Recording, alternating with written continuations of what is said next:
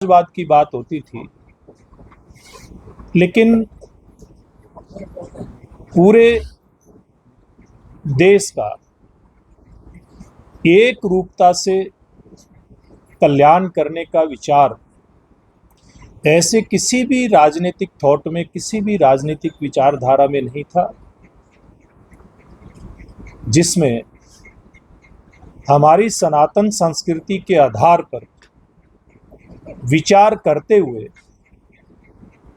एक नया चिंतन लेकर के आने की सोच थी, जिसमें चाहे व्यक्ति है, चाहे पेड़ पौधे हैं, यानी कि वनस्पति है, जीव जंतु है, सबके कल्याण की कल्पना जिस संस्कृति में की गई, उसी के आधार पर ये नया राजनीतिक चिंतन उन्होंने हमें देने का काम किया। और इस चिंतन के आधार पे जो उनकी विशेषता थी, उसमें कैसे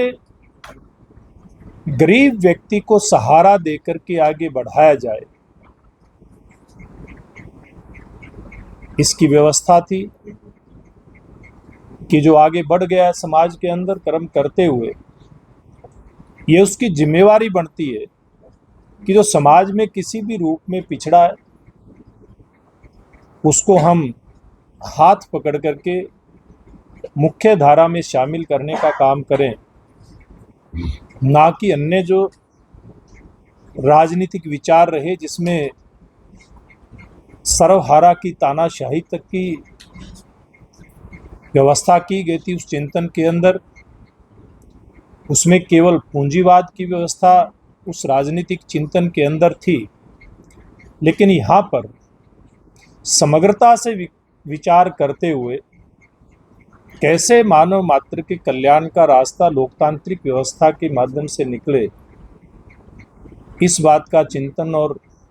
मनन करते हुए और जो भारतीय जनसंघ था उसको विचार उसके माध्यम से देश की जनता तक पहुंचाने का काम किया। ऐसे महान विचारक और चिंतन की जयंती पर मैं नमन करते हुए और आज मैं कहना चाहूँगा कि चाहे देश की सरकार नरेंद्र मोदी जी के नेतृत्व की हो या हरियाणा प्रदेश की सरकार वर्तमान में नायब सिंह जी के नेतृत्व की, पूर्व में मनोहर लाल जी के नेतृत्व की, इन दोनों ही सरकारों ने इस चिंतन के आधार पर काम करते हुए सबका साथ, सबका विकास, सबका विश्वास और सबका प्रयास इस नारे को सार्थक करते हुए आज देश को बुलंदियों पर लेकर के जाने का काम किया है। आज हम 2014 से पहले की 5 बीमारू अर्थव्यवस्थाओं की अगर तरफ ध्यान देते हैं तो हम उन 5 बीमारू अर्थव्यवस्थाओं में दुनिया में गिने जाते थे। आज वहाँ से निकल कर के इसी चिंतन के आधार पर गांव के गरीब किसान, महिला, युवा, ऐसे सभी 4 वर्गों को देश के विकास की मुख्य धारा में शामिल करते हुए प्रधानमंत्री जी ने दुनिया की सर्वश्रेष्ठ 4 अर्थव्यवस्थाओं के अंदर भारतवर्ष को ला करके खड़ा किया है। और अब देश के प्रधानमंत्री जी देश की 140 करोड़ जनता को साथ लेकर के, और जब आज़ादी के 100 वर्ष पूरे हों यानी कि 2047, उस समय हम विकसित राष्ट्रों की श्रेणी के अंदर जाकर के खड़े हों, इस बात का एक स्वप्न और एक कल्पना हम भारतवासियों को दिए, तो मैं विश्वास के साथ कह सकता हूं कि जिस प्रकार के कार्यक्रम उनके नेतृत्व में लगातार चल रहे हैं, चाहे वो जीएसटी के सुधारों की बात करें या अन्य उनके सुधार के कार्यक्रम में देश का आधारभूत ढांचा मजबूत करने की बात है, या सेल्फ हेल्प ग्रुप के माध्यम से हमारी बहनों के छोटे छोटे ग्रुप बना करके उनको आर्थिक मदद दे करके उनको आत्मनिर्भर बनाते हुए लखपति दीदी बनाने का एक टारगेट हो, या युवाओं को देश की मुख्य धारा में लेकर के आने के लिए, चाहे वो शिक्षा के क्षेत्र में या फिर व्यापार के क्षेत्र में, उद्योग के क्षेत्र में, एमएसएमई और इस प्रकार की योजनाएं बना करके या फिर स्टार्टअप जैसे टारगेट दे करके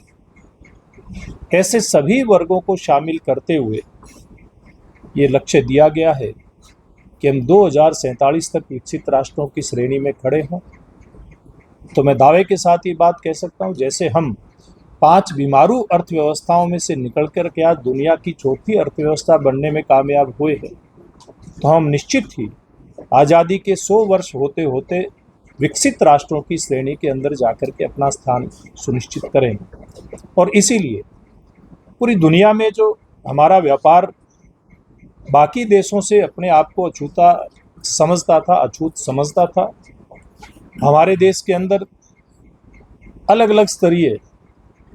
टैक्सेशन की व्यवस्था होती थी,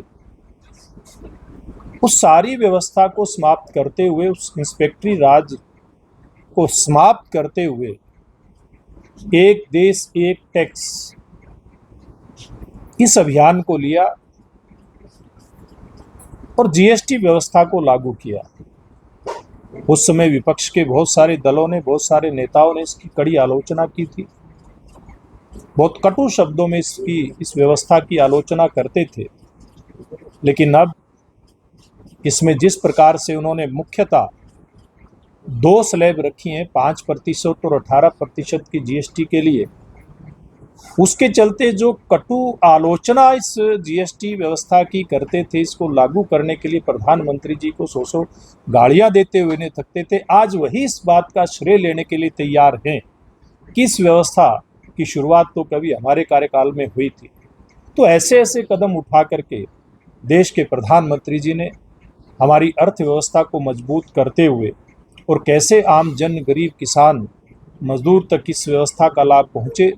22 सितंबर से इस नई जीएसटी की जो दरें हैं उस व्यवस्था को लागू करने का काम किया है। आज पूरे देश के अंदर हमारे व्यापारी भाई जीएसटी बचत उत्सव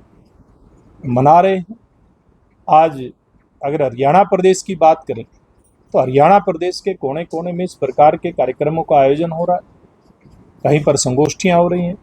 कहीं पर व्यापारियों को जा कर के हम लोग बधाई दे रहे हैं,